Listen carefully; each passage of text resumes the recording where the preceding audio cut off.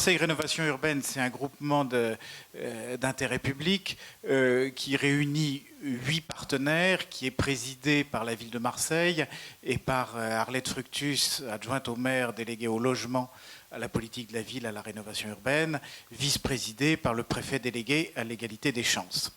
À quoi ça sert? C'est un organisme qui est chargé de coordonner et d'impulser 15 programmes à Marseille de rénovation urbaine qui interfèrent sur votre question avec ambition et avec modestie. Avec ambition parce que le programme... Ce sont deux vertus. J'espère.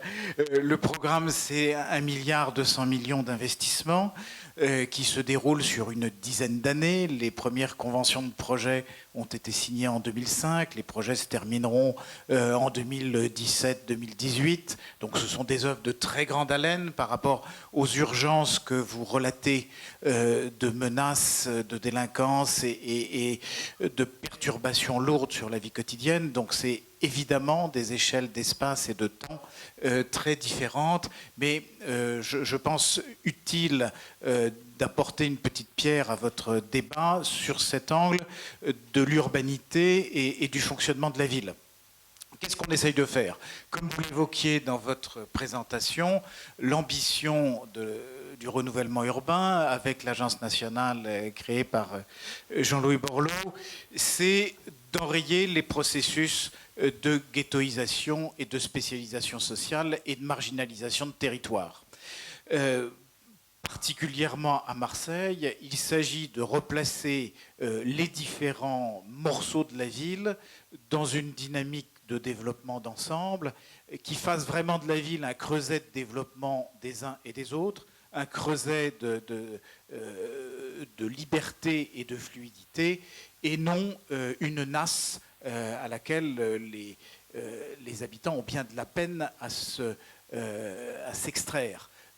On a réalisé très vite de grands patrimoines locatifs sociaux et qui ont très mal vieilli dès lors que la page des 30 Glorieuses a été tournée, se transformant assez vite en des concentrations de lieux de relégation.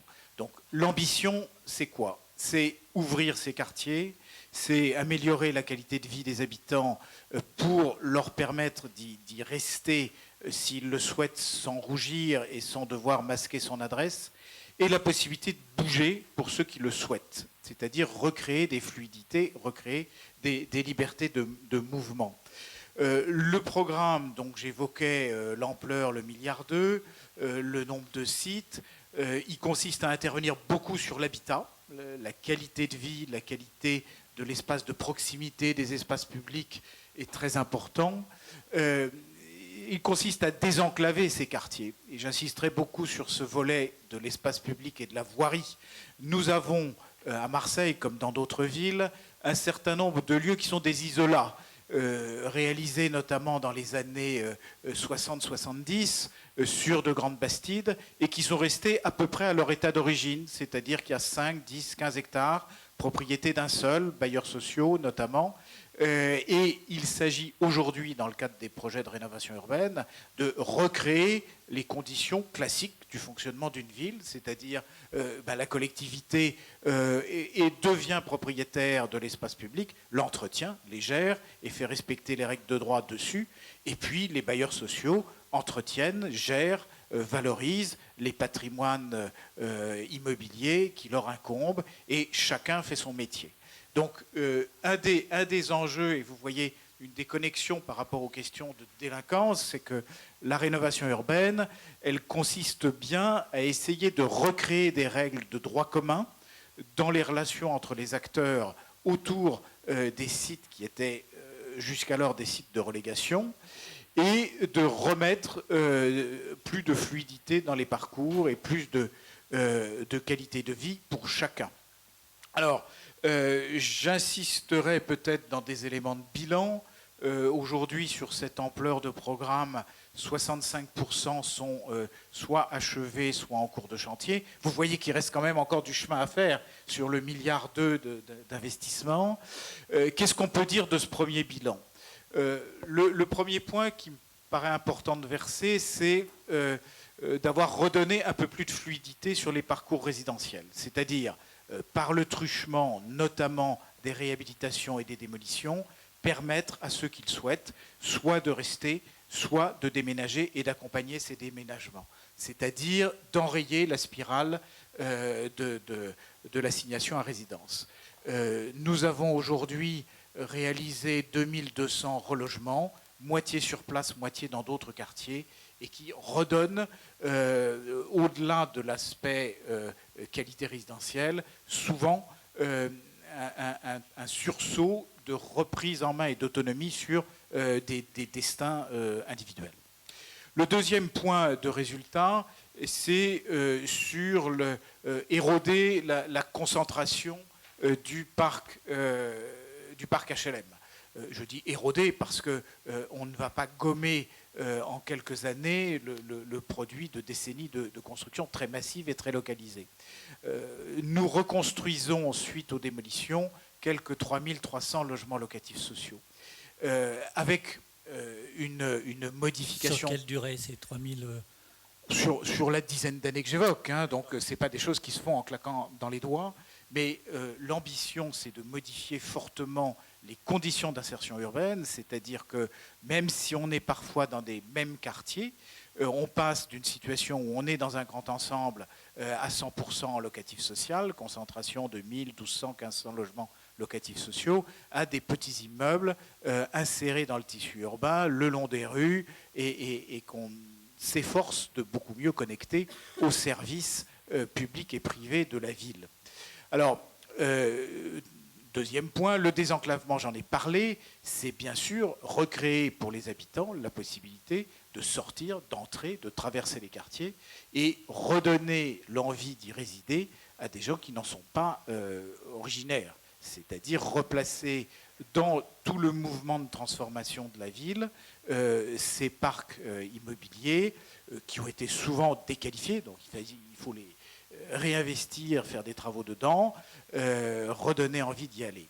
C'est requalifier les équipements collectifs et notamment s'efforcer de les replacer plus à la charnière entre les quartiers et non pas au cœur des grands ensembles.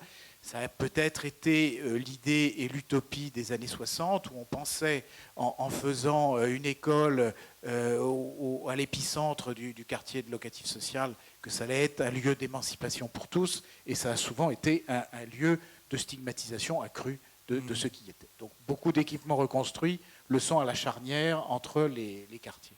Sur les trafics, ça peut être perturbé par les rénovations urbaines? Alors, c'est évidemment le résultat patent de la rénovation urbaine, c'est que ça déstabilise beaucoup de trafic. Il est évident... Par exemple, le site de Saint-Barthélemy, Picon-Busserine, voit la coexistence, la coactivité de très nombreux chantiers, en réhabilitation de bâtiments, en construction, en infrastructure avec la L2, en voirie avec ce que fait MPM, avec l'école que la ville de Marseille construisait.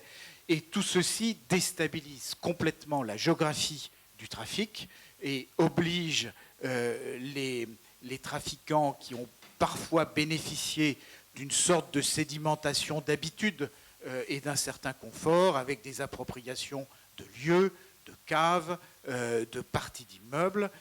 Il est évident que nous créons une profonde désorganisation des trafics. Alors, le propre de ces activités, c'est leur capacité d'adaptation. Bravo, donc ils arrivent à se restructurer, à se réorganiser. Mais il est certain que... Oui, parce que ça peut se relocaliser ailleurs, c'est ça que vous voulez dire? Évidemment, ça se relocalise ailleurs. Et on a vu, par exemple, que les interventions extrêmement lourdes à la Castellane ont amené à faire revenir une partie du trafic sur Plandaou, qui avait été profondément requalifié, revalorisé, avec des nouvelles voies, des nouveaux équipements, etc. Oui, parce qu'on nous dit, par exemple, c'est intéressant ce que vous précisez, parce qu'on est dans le cœur du sujet, que pour les trafics en question qu'on évoquait, ces biens de consommation courante, finalement, le téléphone portable, c'est l'outil principal du trafic, et de combativité d'ailleurs aussi pour les terroristes, enfin, sans aller jusque-là, pour les délinquants des trafics, c'est aussi, écoute, j'ai des choses à déverser tel quartier dans 2 heures, et ça se passe comme ça, et plus tellement seulement dans des lieux fixes. Est-ce que ça, vous pouvez le constater Bien sûr, et on constate évidemment dans cette mécanique de déstabilisation effectivement, dans un certain nombre de cas et de moments, une intensification de la violence et des actes de délinquance qui sont liés aussi à des volontés de reconstituer des territoires sous contrôle pour reconfigurer les réseaux qui ont pu être déstabilisés largement par les interventions de la police et à la marge aussi par les travaux engagés de rénovation. Alors c'est extrêmement difficile dans la conduite des opérations. Les entreprises en bavent particulièrement depuis 2-3 ans, parce qu'il y a une pression accrue que vous connaissez bien. Non, j'interviendrai après, mais là-dessus, c'est l'importance que vous soulevez sur le développement. Le développement. Et donc, les enjeux sur les entreprises sont extrêmement graves et extrêmement considérables, au point que sur certains appels d'offres, on a parfois du mal à trouver des entreprises qui répondent parce qu'elles redoutent fort les conditions sociales et économiques dans lesquelles elles vont bosser, l'exposition de leurs compagnons à des actes de délinquance ou de raquette, et on a effectivement sur les matériaux, c'est ça ? et sur les matériaux et sur les personnes. Donc,